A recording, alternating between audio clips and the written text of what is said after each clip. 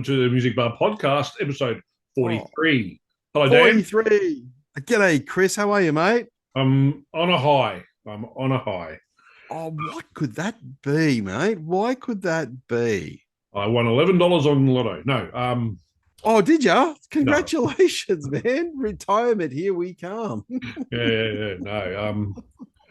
Been a interesting few weeks. But the highlight of my week last week was obviously I went and saw Guns N' Roses. Um, Mhm. so that's the first time I've ever seen them live, and you have seen them before, haven't you? Yes, I did. Yes, I When did did. you see them? The Not in This Lifetime tour, which I think hit Australia in 2017, if I'm correct, possibly 2018. So Yes. you didn't have Slash in that at the time. Yes, I did. Oh, Yes. he was back They then. had, yeah, they'd appeared. I've never seen them before live. They appeared in Australia one time before that. So between the '93, the first time they played in Brisbane was with the revamped lineup with Axl Rose. I know friends of mine who went to that show, and it was one of those classic ones where Axl didn't turn up on stage till 11 o'clock at night. Wow. So yeah, so it was like the support act was Sebastian Bach, and even he was on time, and apparently there was this huge gap between Wow. Sebastian Bach and Guns N' Roses, and apparently when the Gunners came on stage eventually, the crowd were a little hostile to say the least, Yeah. and Axl sort of did welcome. They opened with "Welcome to the Jungle," and all he did was just talk it. He did "Welcome to the Jungle." We got, and the crowd just kind of, and then he just went, "Well, this is going to be one of those nights, is it?" And I think Gunners, the by that stage, you couldn't call them Guns N' Roses. They were Axl's backing band. Um, they weren't. He said it was all right. But when they came to the Not in This Lifetime tour, look, I scored a couple of free tickets to the show.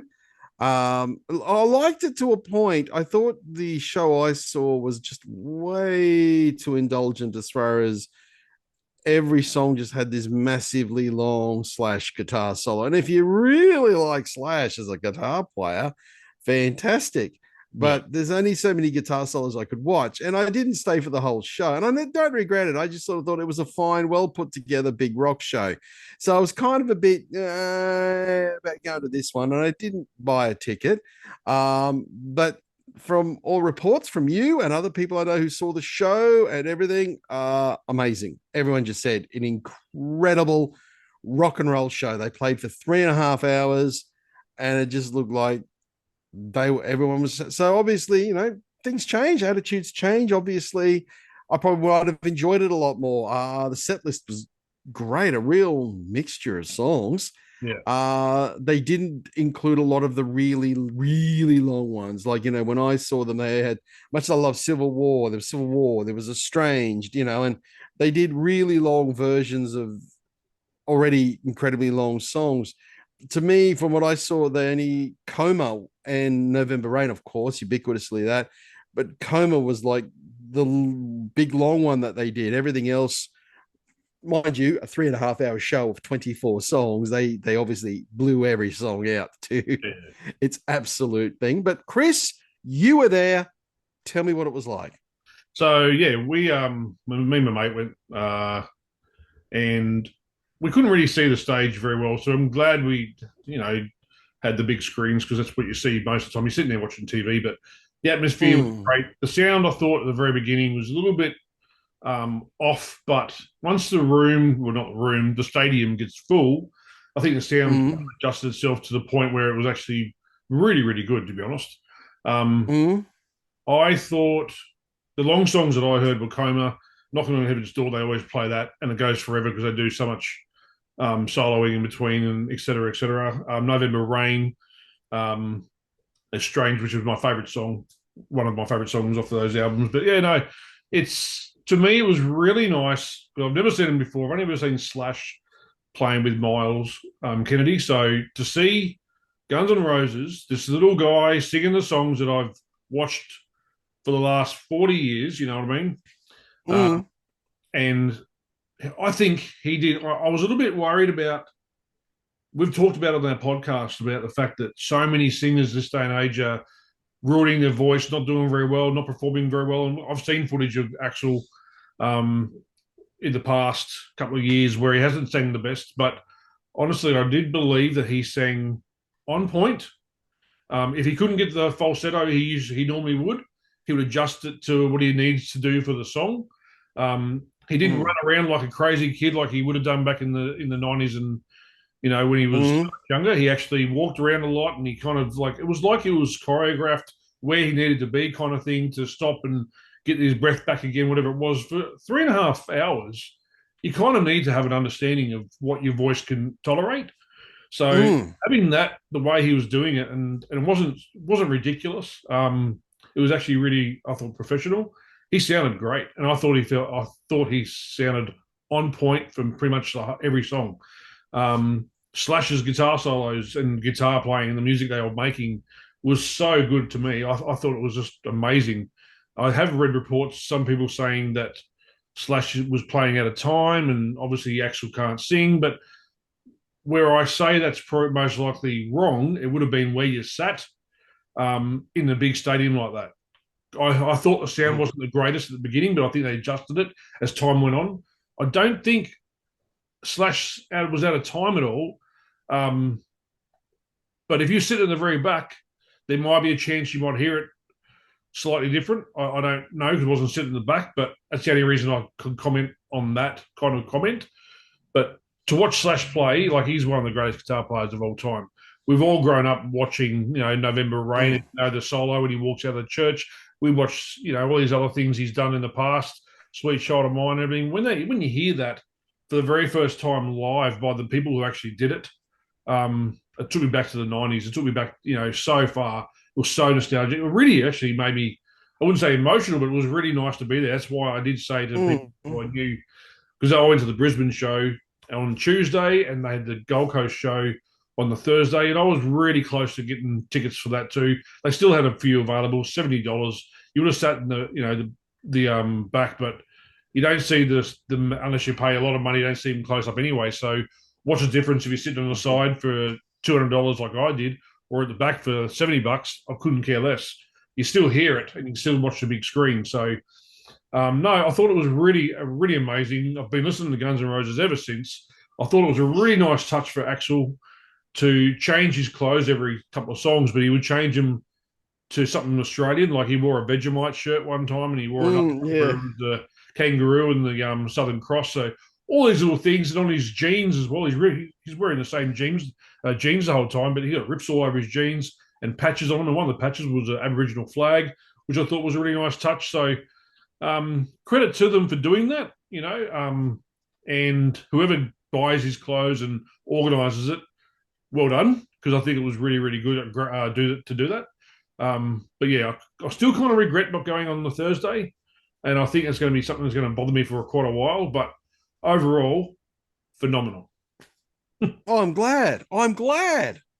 I'm Yeah. glad you loved it. I've always at this point, ask you this: do you categorize Guns N' Roses as a metal band now, or are they just a big rock band? I've Because I always think, put them in the category of hard rock kind of thing, rock band. mm, I don't think they've ever been mm, metal. Um, so yeah, up there with Skid Row, I guess you could say, and those Aerosmith, yeah, Van Halen, and stuff like that. I don't think they're a heavy metal band at all. Um, their music has never been thrashy.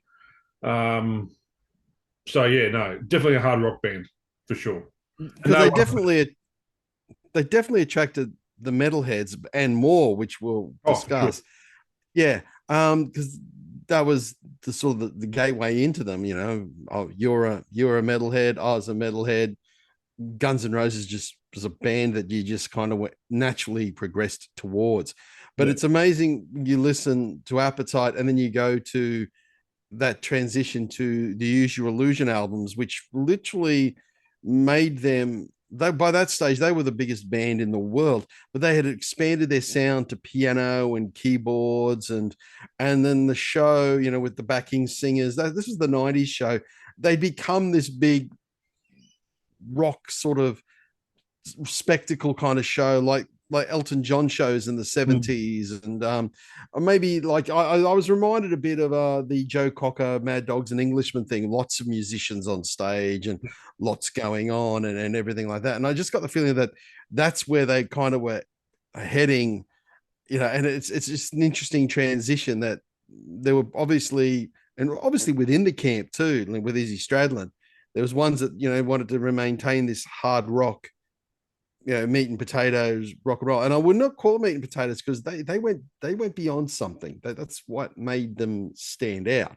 Mm. They were beyond what was going on to the thing that they did become, and to this day, they come back and they're playing stadiums still. You're not seeing Guns N' Roses in small clubs or anything like that. You are seeing them in massive stadiums, Yeah. and the fact that there's two stadiums within 100 kilometers of each other and they played both nights. I mean, I don't know how many they played in Brisbane, but I know that the Gold Coast show, there was 27,500 people. That's Mm. more than what Kiss got at Oh, their Gold really? Coast show. Yeah, Yeah, I'm not Kiss got sure 13,000, and about the attendance, to be honest. But what's that? I'm not sure on the attendance at Brisbane. But when I was sitting there looking around the grandstand, like that's a big stadium. It's one of our biggest stadiums, if not the biggest Mm, here in Brisbane. So there mm, were people on every seat. There were definitely spaces here and there, but it looked mm. pretty full to me, for Oh, sure. look, I'd say 30,000. If Gold Coast had 27,500, I'd say 30,000 for Brisbane. That's pretty damn good because Yeah. I know Suncorp at capacity is 52 and a half, Okay. and they Yeah. wouand have had the full stadium. Plus, you got people on the ground and everything like that. So that's really good for a band like that, and to put two shows on within close proximity, Yeah. you know, like that. It says something about the pulling power of this band, and they will come back. Yeah, for sure. This concert was 2 years. You were supposed to see this 2 years ago, Chris. I know. You Actually, know, I nearly missed it because on Friday night last week, I was actually on Facebook scrolling through and I saw the ad for it come up saying Guns N' Roses, blah, blah, blah. And I'm like, oh, I have tickets to that. I better double check.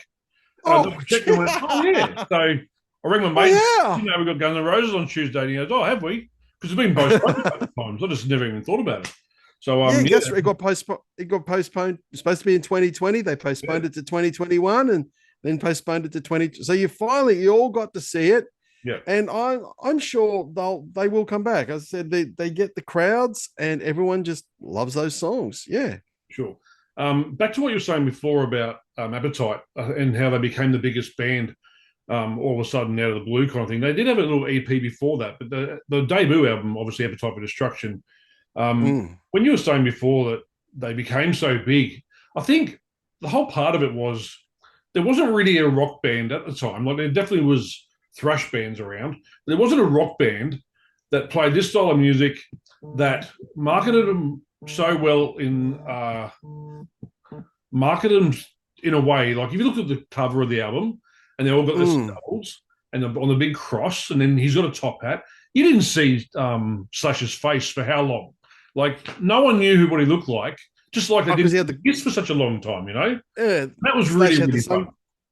Slash had the sunglasses and he had the hair over the Yeah. face and the top hat. Yeah, you never really quite knew what he looked like. So it was always a bit of like, who are these guys? And they're drinking Mm, all the time and they're having fights and Axel's mouthing off at everybody in the magazines. And if you watch, I watched the other day the Patience video, the acoustic obviously. If you mm. watch that, when the solo comes on, all you see, and I don't know if it was meant to be this way or not, but you see Slash sitting there playing a guitar, and all you see in the whole thing is all this hair and a cigarette coming out of it. You couldn't Yeah. even see his face. And I remember being a kid going, who is this guy? Who is this great guitar player? I don't even know what the guy looks like. I don't know his name in real life. Like we know it's Slash, that's it. And I think the whole thing with marketing them as like we all know the history of them. They've all OD'd and done drugs and Mm. alcohol and all that kind of stuff. It really made me as a child or as a kid, teenager, go, wow, who are these guys? And their music just suited what they were doing. So Mm. it really, really was actually quite interesting to go through all that back then and now watch it now and go, well, watch the old clips now and you see a young Axel watch him now, as I said, older Axel, 60, singing as well as he is. The whole thing is just amazing to me, you know?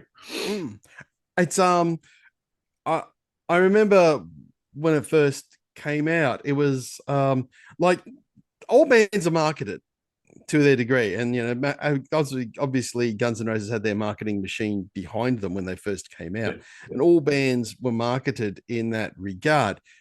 But there was nothing about the Guns N' Roses like the Sex Pistols a decade before that was cynically marketed. That was, you know, it was a purpose to it all. You know, it seemed like Guns N' Roses just happened. It just happened. There was like, there was all these bands out there at the time. It wasn't like this was a new musical phenomenon they were doing. There was 80s was big for hard rock and metal, as we all know. It was the predominant. By the late 80s, by the time Guns N' Roses hit the scene in the mid to late 80s, they weren't new. There was nothing new going on under the sun. It wasn't like when Nirvana came out that everyone kind of went, oh, okay, righto. There's something really different going on here. Guns N' Roses almost, they were Hollywood LA, but it was almost like they were the antithesis of Hollywood LA. They seemed to me, and maybe they were marketed as the runaway kids that got on a bus, because essentially that's what Axl was. He was a runaway kid from Indiana.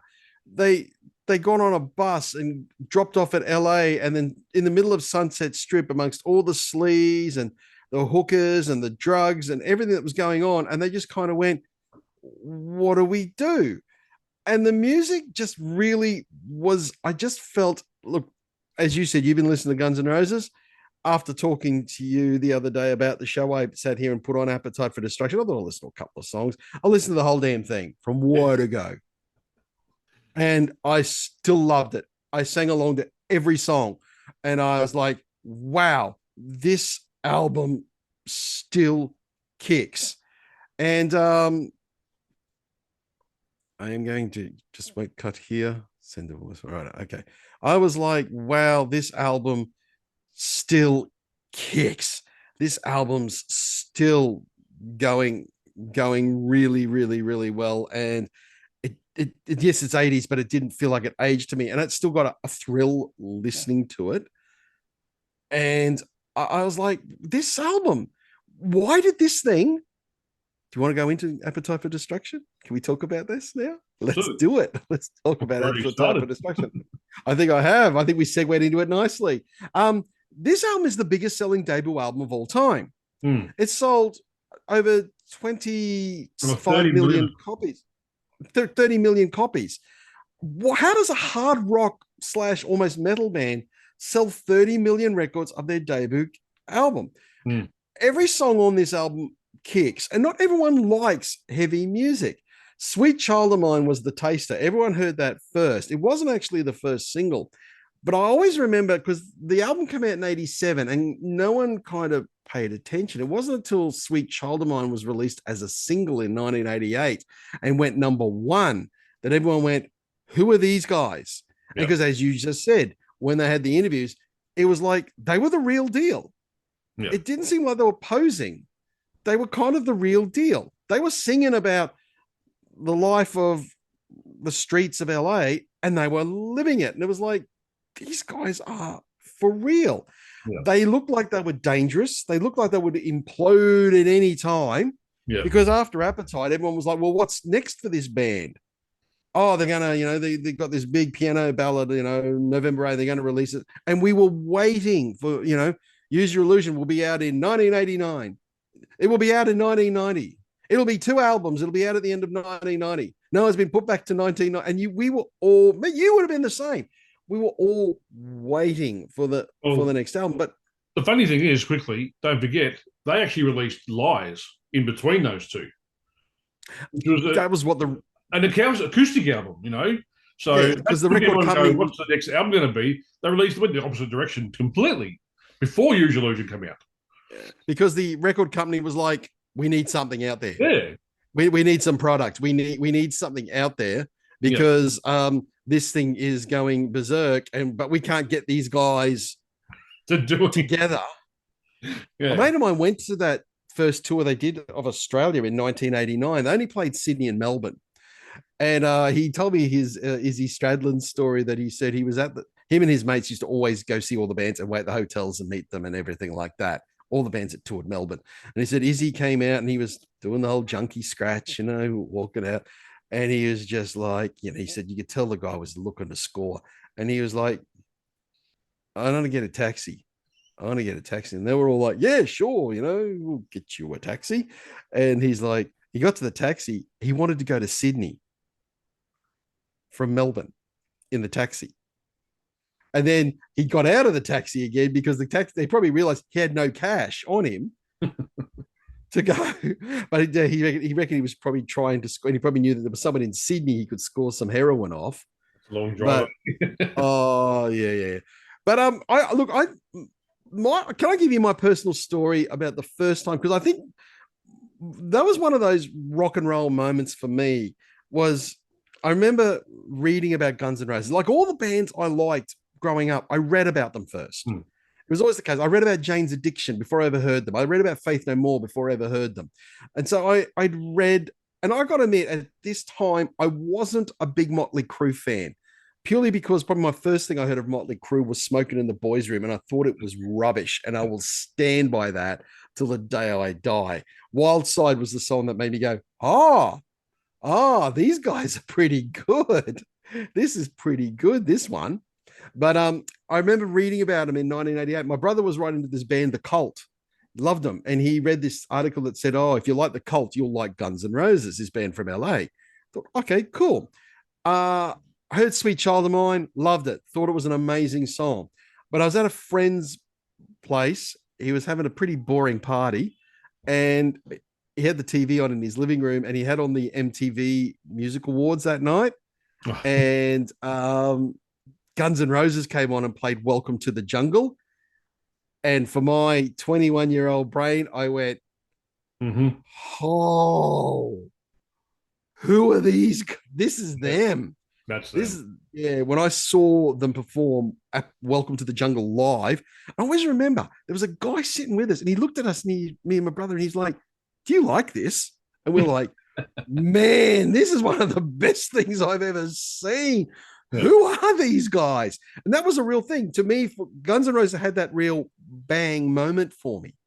That was a real kind of, oh, wow. Well, I mean, I'm really curious to know your first impression on hearing these guys. I mean, you have, like me, grew up listening to a lot of this, but Guns N' Roses were ahead of the pack, weren't they? They were away from the pack.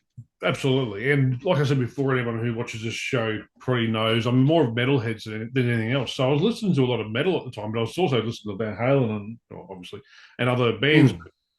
I think when they released the album, like you said earlier on our show, no one really knew whu they were until Sweet Child came out, because I was playing guitar at the time. I was learning all the heavier stuff, but then all of a sudden you hear this opening riff of Slashes, and you're like, hey, what's that? And then you start going, you go, well, that's Guns N' Roses. Okay, well, what else they got? That's when you start realizing who they are, what kind of music they're writing, and you go, okay, I can go with this as well. This is good.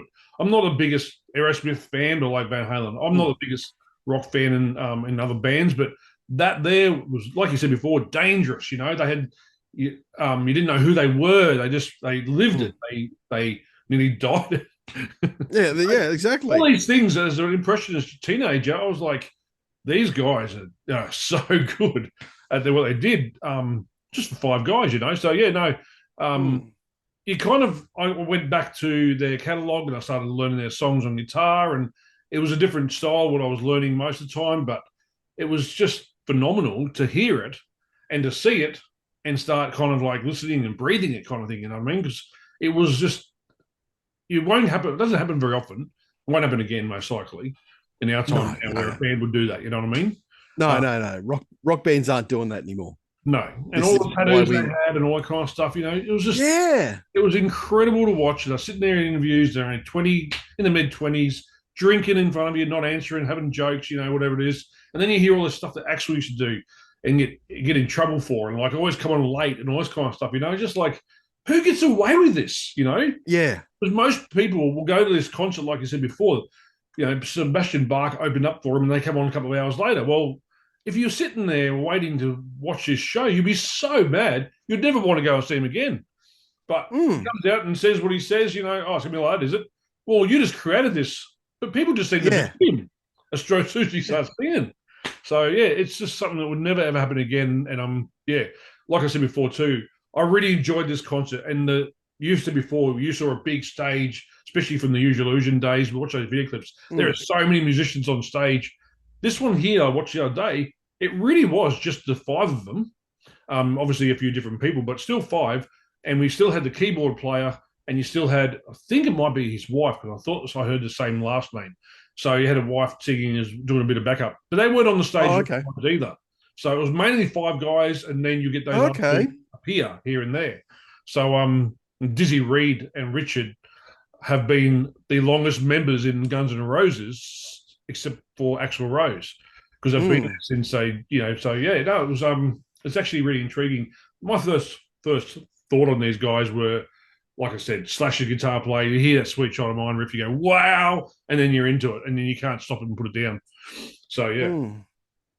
You really, when you think about it, and this album is something else. As I said, I listened to it from Go to Woe the other day, and it's still something else. Now you look at any other. I had it on cassette first, before getting it on CD and all that sort of stuff. Side one, those 6 songs that open side one, next to AC/DC's Back in Black, it's just one of the most killer side ones, and Def Leppard's Hysteria. Stereo. Side one of both of those records is like non-stop, no filler at all. Every one of those songs just absolutely just kicks. And you realize Sweet Child of Mine is the 3rd song on side 2. It's almost like they were burying the track into side 2, which admittedly is not as good as side 1, but still really good.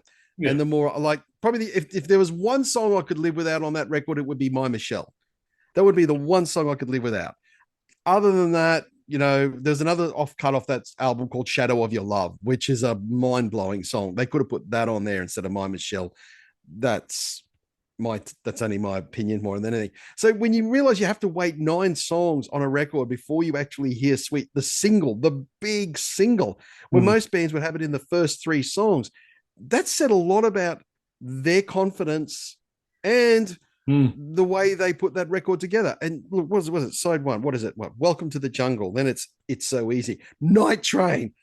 I know they didn't do Night Train at the show. That, when I saw them, they did Night Train. Mr. Brown, was it Night Train? Out to Get Me, Mr. Brownstone, and Paradise City. Come on. That's that's your greatest hits album right there. That is true. It's true. It's just like, yeah, look, I will take my hat off to these guys. Look, I have a different opinion. I think we have spoken about the Use Your Illusion 1 and 2. And I do remember when I listened to it at the first, I think it's a bit overdone. I think they've overdone it with the production, all the backing vocals, all the guitars on it. And the other day, actually, I tried to listen to Chinese Democracy, and I got about 3 songs into it and realized there is no heart and soul in this record. I like the opening track, and they do it live, Chinese Democracy. I think it was in your set list there for the show.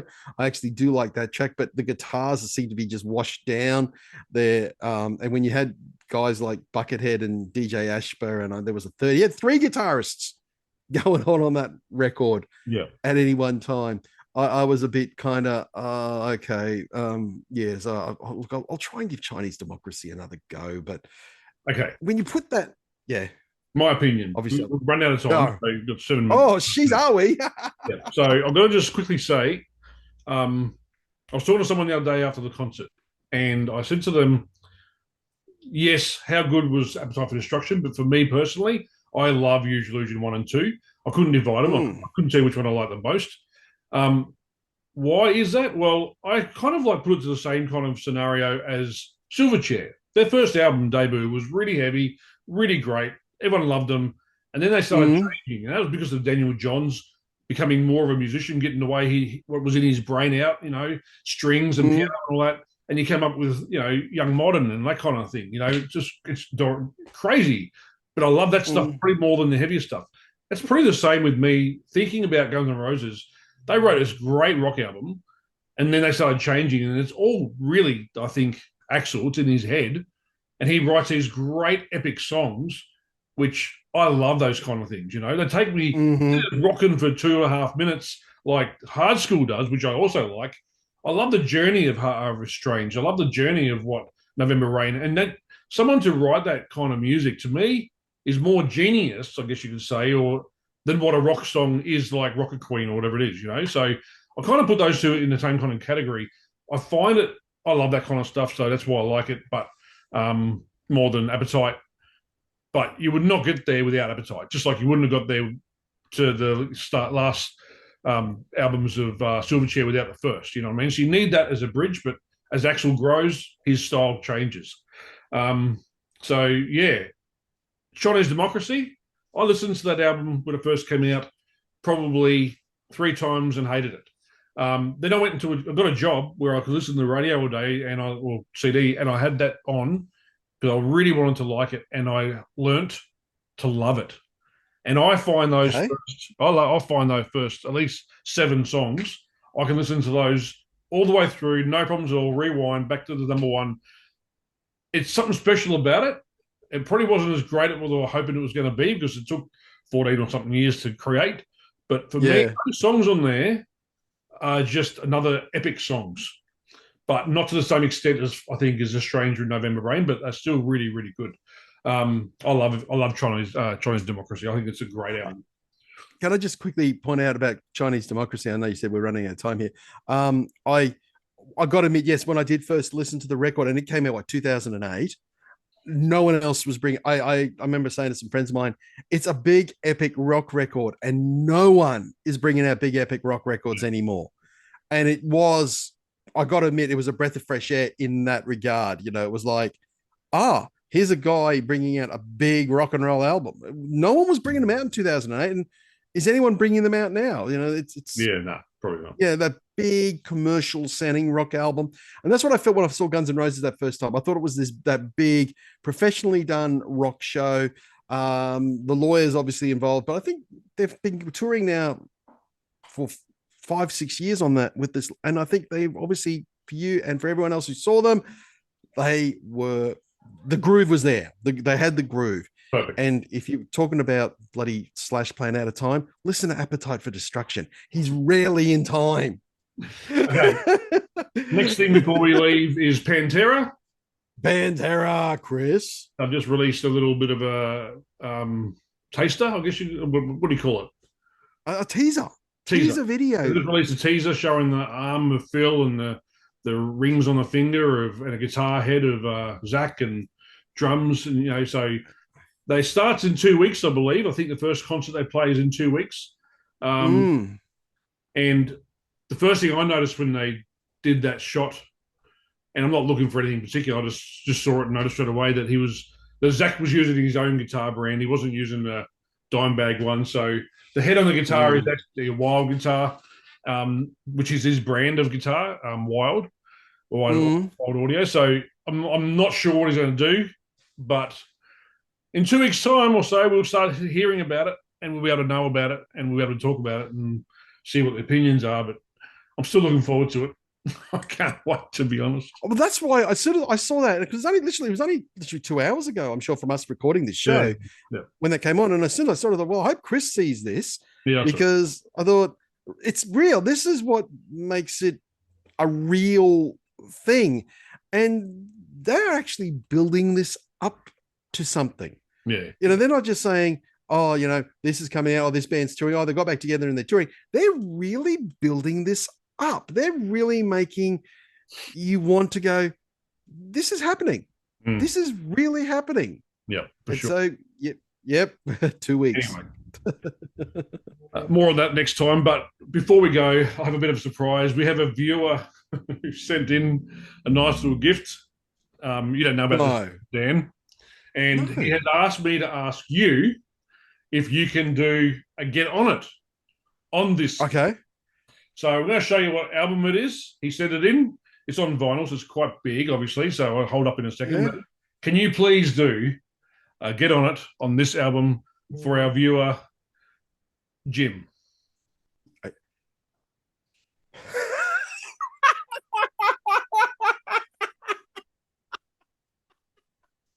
Jim, you got it. I think he knows you don't like Billy Joel. Oh, Jim. So, yeah.